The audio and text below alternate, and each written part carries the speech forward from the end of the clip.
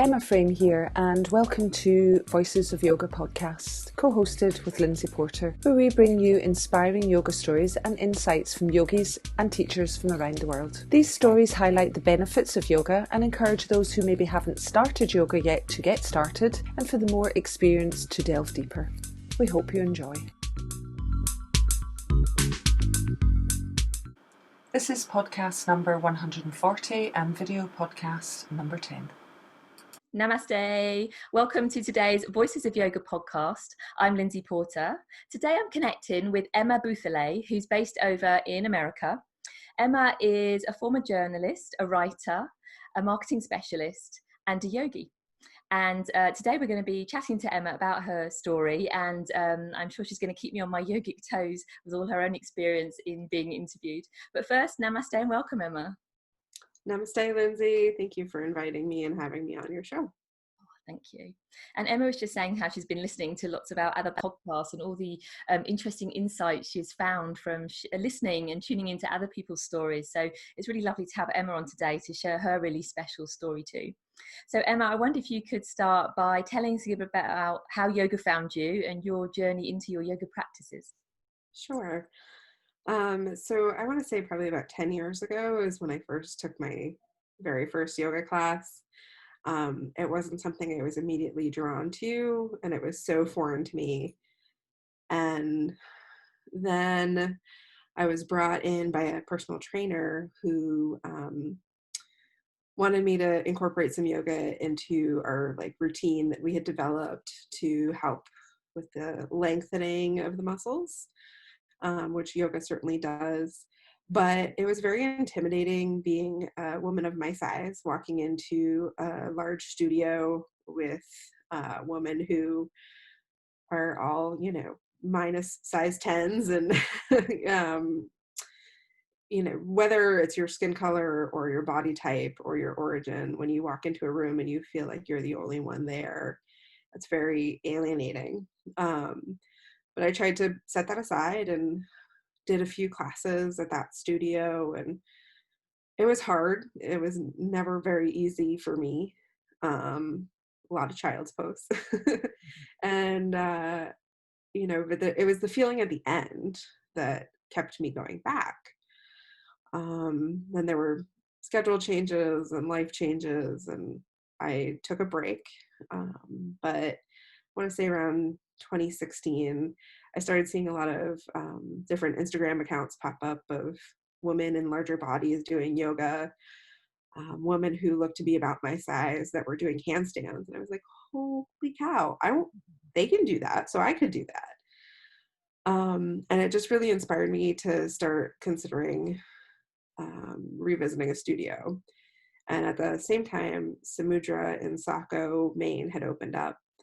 And I spent a lot of time sitting at a red light nearby, staring at the windows and thinking, wonder what that place is like. Maybe I should try a class. And they had been almost open a year before I finally walked through the door. And it was a special workshop that got me through the door.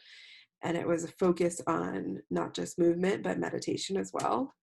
And I learned about malas at that workshop and how to do a mantra meditation, and then did some crazy movement that I was not prepared to do, but I felt so good. And I was in a room of women of all different shapes and sizes and different ages, and it was really inspiring to see that anybody could do yoga. So I kept going back. And I just absolutely fell in love with the studio. I fell in love with the practice.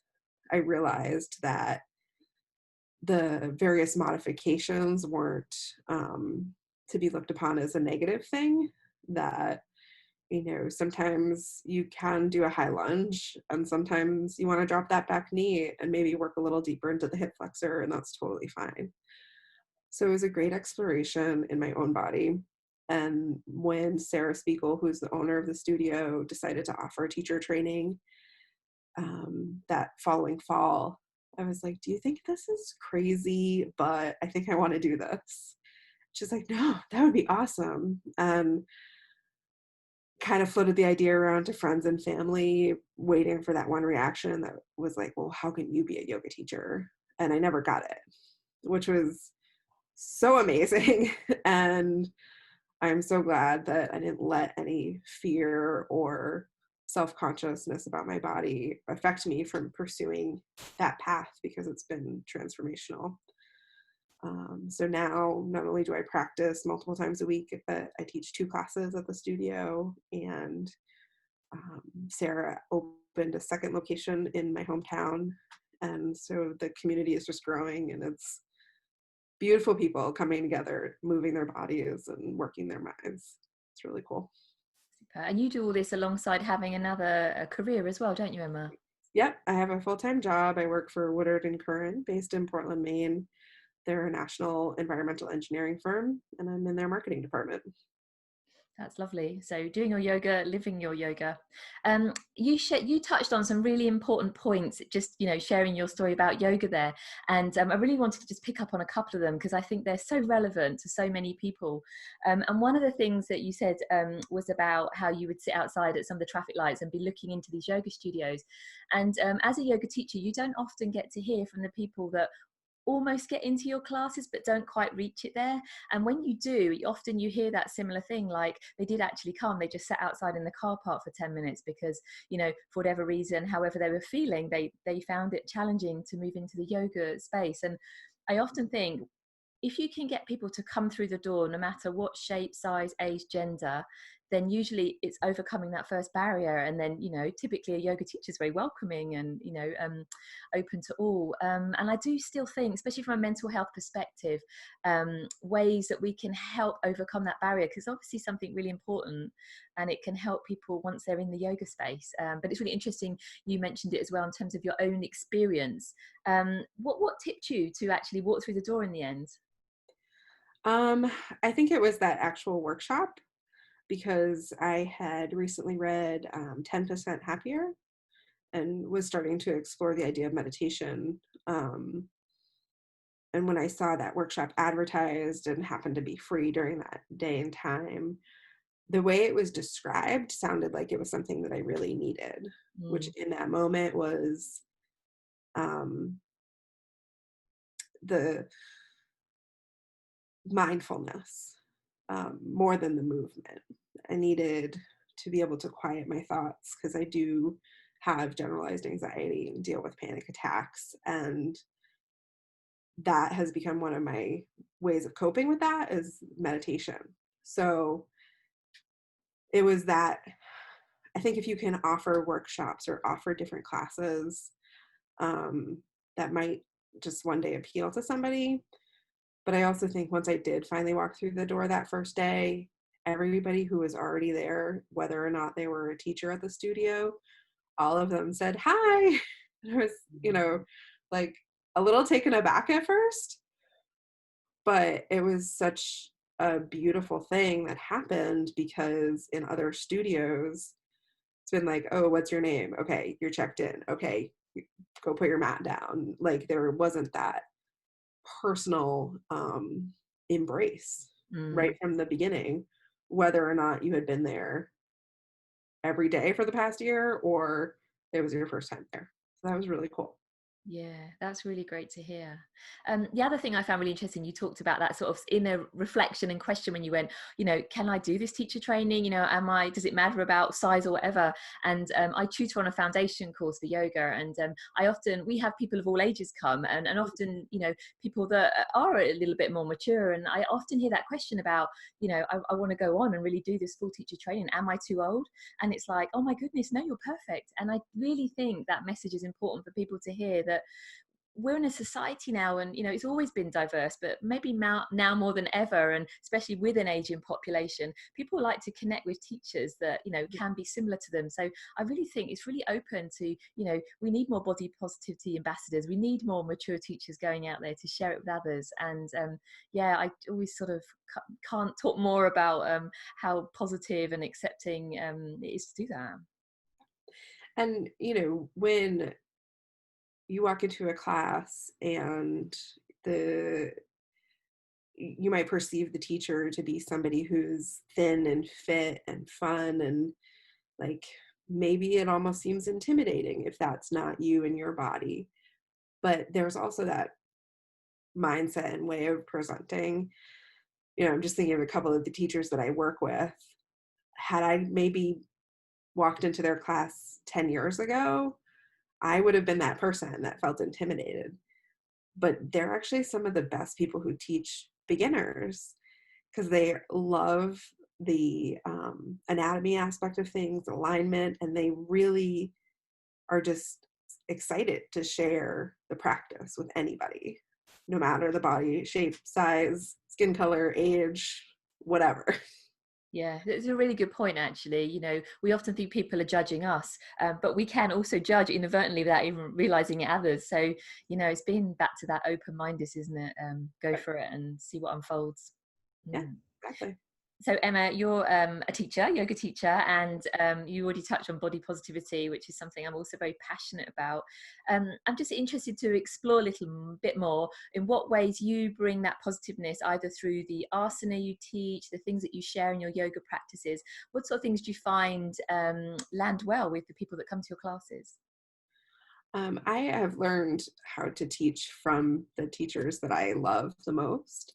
And what I identified in that process during teacher training that really made a difference for me actually took going to another fitness class, non-yoga related, because they did a similar thing.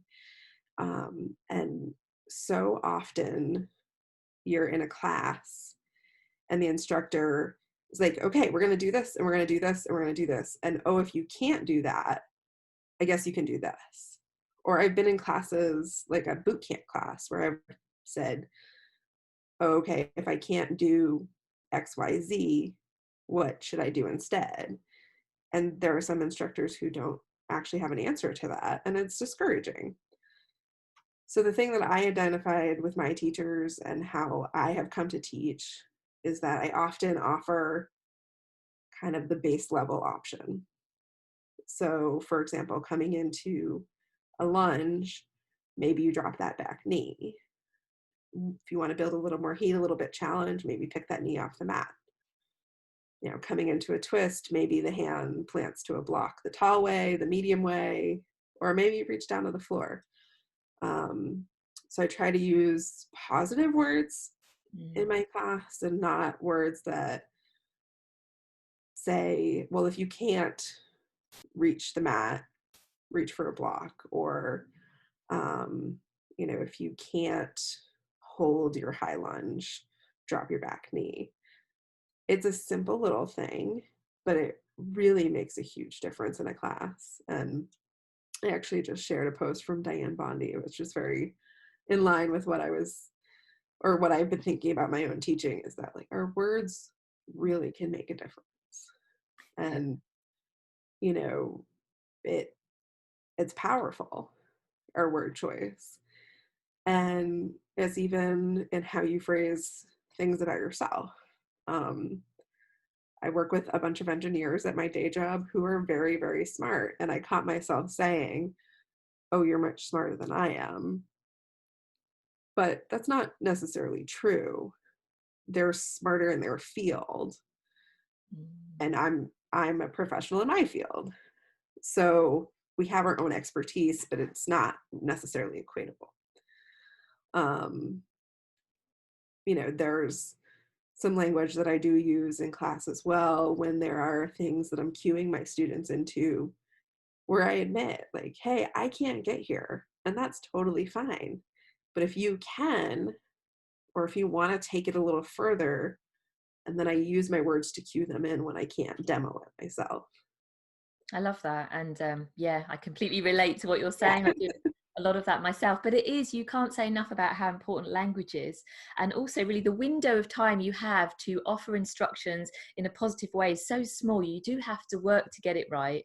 And I think I'd also say to teachers, it's okay to also notice where maybe you didn't get it quite right, so that you can try things different, better next time. Because I think we're always learning as well, aren't we? And often you can still find yourself slipping back into habits or things that you were always spoken to when you grew up. So I guess it generally comes back to that awareness. And you even talked about taking that awareness off your mat into your other job too. Yeah, for sure. I actually had a conversation with my boss this week where I realized when I was talking to him, I was like, I just want to be mindful about how we approach things. And as he was looking back at me, I'm like, oh, yep, I just slipped into my yoga, my yoga brain there. Sorry. Yeah. Like, no, actually, I think that's great. Yeah. That's super. And actually, it's really relevant to something I was going to ask you next, which was about how your yoga supports you in this environmental work you're doing. And I think you gave a great example there. Is there anything else that you can think of that you can take off your mat?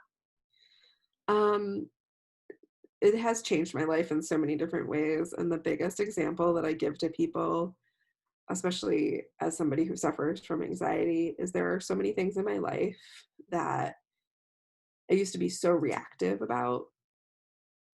And now I might still get a little flustered, but I let it roll off my shoulders a lot faster.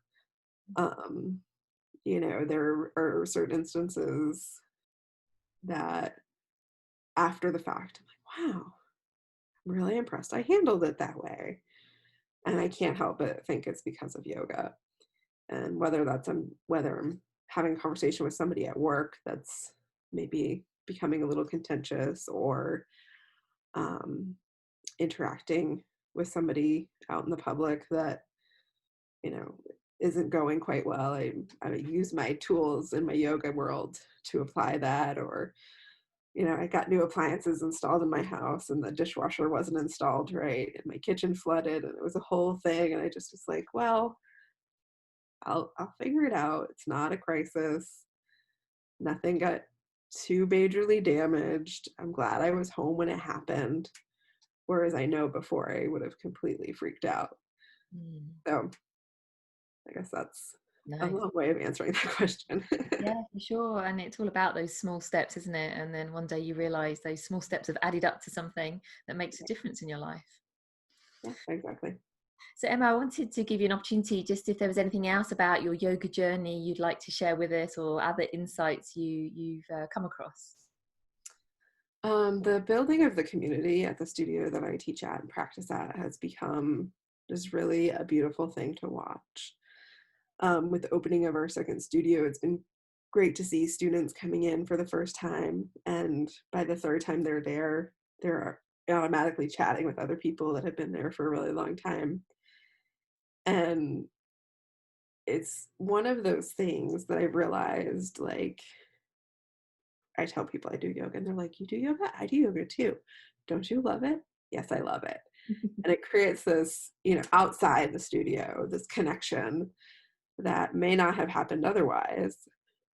But there's almost like this insiders club of doing yoga, no matter if it's Ashtanga or Vinyasa or whatever your preference. It's still like, oh yeah, I'm part of the yoga club. So it's pretty cool. Nice. Yes. I think a lot of people will relate to that maybe they haven't quite put their finger on it, but it is that sense of community that's really bonding and really supportive in a world that maybe is less supportive in other ways, isn't it, these days? So. Right. Exactly. Emma, where can people go to find you, look you up? I think you write a blog. Where can they find you? So I do have a website, which is my first and last name. So emmabouthillette.com. And they can find me on Instagram at Emma Bootsy. Shorten that last name so people can spell it a little easier. And those are my two primary platforms that I have publicly. Fabulous, thank you. And could you lastly share with us a quote or something that's inspiring your yoga journey at the moment? Sure. There's a lot of, it's hard to actually ask a writer to pick out their favorite quote. But work by Brene Brown has really been inspiring to me. And there was this one quote from her book, Braving the Wilderness, that I think speaks to what I was saying about the yoga community. And she writes, true belonging is the spiritual practice of believing in and belonging to yourself so deeply that you can share your most authentic self with the world and find sacredness in both being a part of something and standing alone in the wilderness. True belonging doesn't require you to change who you are. it requires you to be with who you are. That made me take a big breath in. Well, Emma, thank you for being who you are and coming to talk to us on Voices of Yoga. It's been absolutely lovely to connect to you, and thank you for sharing your story. Thank you so much. Namaste. Namaste. Thanks for tuning in to Voices of Yoga, and we hope you feel inspired. You can find more of our free podcasts at www.voicesofyoga.com, and we are on all the main podcast platforms too. We are very open to comments and suggestions, so if you'd like to also leave us a review on iTunes, that would be fantastic. If you would like to know when the most recent podcast is going to be broadcast, you can sign up to our newsletter on the website, and we will drop you an email with that recent update. Voices of Yoga is our passion project, and if you like what we're doing and you would like to support us, it would be very much appreciated. And you can do that through a very small donation on our website on the donation button if you feel so inclined. If you would like to collaborate with us in terms of sponsorship, advertising, or even suggest coming on and being a guest, then please drop us an email at voicesofyoga@mail.com. So thanks again, and we look forward to bringing you another inspiring yoga story next week. Namaste.